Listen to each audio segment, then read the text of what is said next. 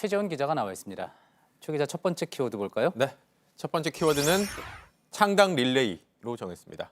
예, 당을 새로 만들고 있다는 겁니까? 네, 뭐 정치권 소식을 보면 한국당이라든지 뭐 더불어민주당 같은 좀 주요 정당들 위주로 소식을 듣게 됐는데 실제로는 생각보다 더 많은 숫자의 정당들이 있습니다. 예. 중앙선거관리위원회 홈페이지를 보게 되면 이렇게 보시는 것처럼 많은 숫자의 정당들이 등록이 돼 있습니다. 뭐 다들 아실 만한 정당 외에도 아니 이런 당도 있었나 싶을 정도로 좀 이름조차도 생소한 정당들도 많이 있는데 등록된 정당만 모두 34곳이고 예. 지금 창당을 준비 중이라고 신고한 곳까지 더하면 45개.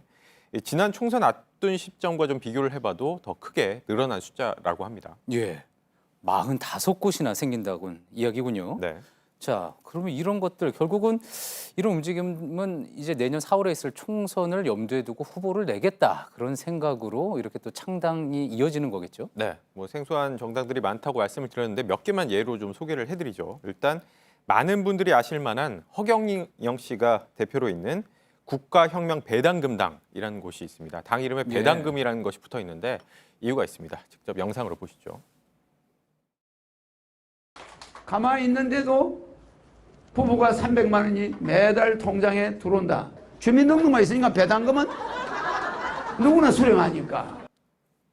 예, 그러니까 국민 한 사람당 매달 150만 원씩 통장으로 넣어주겠다. 그러니까 부부가 되면 뭐 300만 원씩, 또 성인 4인 가족을 기준으로 하면 매달 600만 원씩 넣어주겠다는 얘기입니다. 그렇다면 예산은 어떻게 할 것이냐? 허 씨는 예산이 없는 게 아니라 이 나라에 도둑놈이 많은 거다라고 주장을 하면서 통일부 같은 부처를 없애서 예산을 확보하겠다라고 주장을 하고 있습니다. 예, 그런데 올해 통일부 예산이 1조 4천억 원 수준이거든요. 이 공약을 지키기에는 좀 턱없이 부족한 돈이긴 합니다. 예. 허경영 씨는 뭐 과거에는 다른 당 이름으로 또 이렇게 나섰던 것 같은데 이번에는 국가혁명배당금당 이런 이름이군요. 네.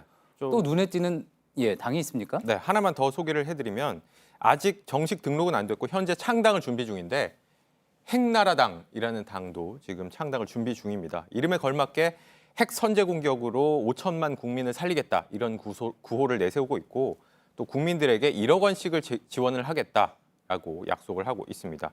또 당 대표는 존경하는 인물로 박정희 전 대통령 또 히틀러 같은 사람들을 존경하고 있다라고 내세우기도 합니다. 히틀러요. 네. 예, 뭐 표현의 자유가 있는 거니까 뭐 그런 이야기를 할 수는 있겠죠. 자, 그런데 뭐 두 당 보면은 뭐 두 당뿐만은 아닐 것 같은데 둘 다 현금을 주겠다라는 것을 공약으로 내걸었군요. 네, 뭐 많은 정당들이 내세운 걸 좀 보면 현금을 직접 쥐어주겠다거나 또 뭐 핵무장을 하겠다거나 아니면 수능 같은 거 교육 정책에서 없애버리겠다 이렇게 좀 과연 좀 지켜질 수 있을까 싶은 공약들이 많이 눈에 띄긴 합니다. 예, 상당히 경쟁적으로 자극적인 주장을 내놓고 있는 것 아닌가, 눈에 띄려고 그러는 것 아닌가 하는 생각도 듭니다. 자, 과거에도 과연 이 정도였나 싶기도 한데 이렇게 당수가 많아진다는 건 결국 이제 내년에 있을 선거 영향을 받았다고 봐야지 되겠죠. 네, 특히 앞서 말씀드렸지만 이번 선거 앞두고서 유독 좀 숫자가 늘어났다라고 말씀을 드렸는데 이 현재 패스트트랙에 올라가 있는 선거법 개정안, 그러니까 이 연동형 비례대표제에 대한 기대감 때문으로 보여집니다. 일단 비례대표 의석도 늘어날 수 있기 때문에 이 신생 정당들도 좀 배지를 달 수 있지 않을까라는 기대감이 있다는 것이죠. 그래서 실제로 선거법 개정안이 처리가 된다면 더 많은 정당이 생겨날 수 있다라는 관측도 나오고 있습니다. 예. 그래서 이 선거 앞두고 사실은 수십 개 정당들이 우후죽순 생겨났다가 또 선거 끝나면 또 갑자기 사라져버리는 이런 일들이 매 선거마다 반복되는 일이긴 한데 이번 선거 때는 좀 더 그 숫자가 늘어났다는 겁니다.